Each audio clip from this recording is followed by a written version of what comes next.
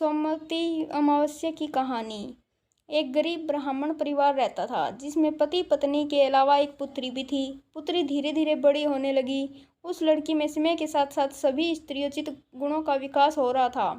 लड़की सुंदर, संस्कारवान एवं गुणवान भी थी, लेकिन गरीब होने के कारण उसका विवाह नहीं हो पा रहा था।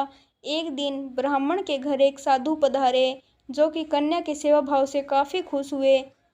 कन्या को लंबी आयु का आशीर्वाद देते हुए साधु ने कहा कि कन्या की हथेली में विवाह योग्य रेखा नहीं है।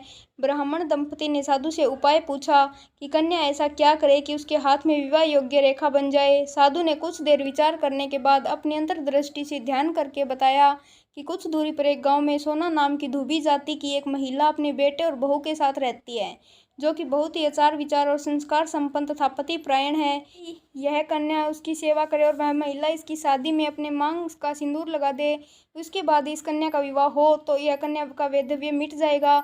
साधु ने यह भी बताया कि वह महिला कहीं आती जाती नहीं है। यह बात सुनकर ब्राह्मणी ने अपनी बेटी से धोबिन की सेवा करने की बात कही।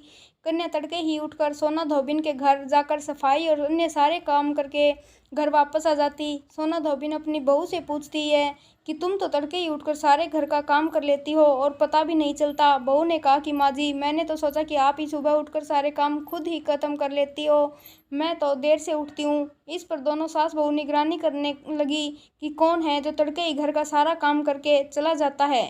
कई दिनों के बाद धोबिन ने देखा कि एक कन्या मुंह अंधेरे घर में आती है और सारे काम करने के बाद चली जाती है। जब वह जाने लगी तो सोना धोबिन उसके पैरों पर गिर पड़ी। पूछने लगी कि आप कौन हैं और इस तरह छुपकर मेरे घर की चाकरी क्यों करती है। तब कन्या ने साधु द्वारा कही गई सारी बात बताई। सोना धोबिन पतिपरायण थी, उसमें तेज था, वह तैयार हो गई। सोना धोबिन के पति का थोड़ा अस्वस्थ थे। उसमें अपनी बहू ने अपने लौट जाने तक घर पर ही रहने को कहा। सोना धोबिन ने जैसे ही अपने मांग का सिंदूर कन्या की मांग में लगाया, उसके पति गया।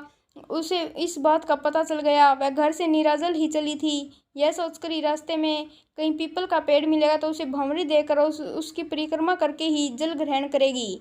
उस दिन सोमवती अमावस्या थी। ब्राह्मण के घर मिले पुए पकवान की जगह उसने ईंट के टुकड़ों से 108 भंवरी देकर 108 बार पीपल के पेड़ की परिक्रमा की और उसके बाद जल ग्रहण किया। ऐसा करते ही उसके पति के मुर्दा शरीर में कंपन होने लगा।